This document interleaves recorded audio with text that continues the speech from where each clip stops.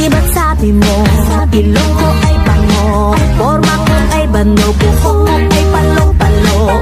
Di ba't sabi mo, putis ko'y bayan.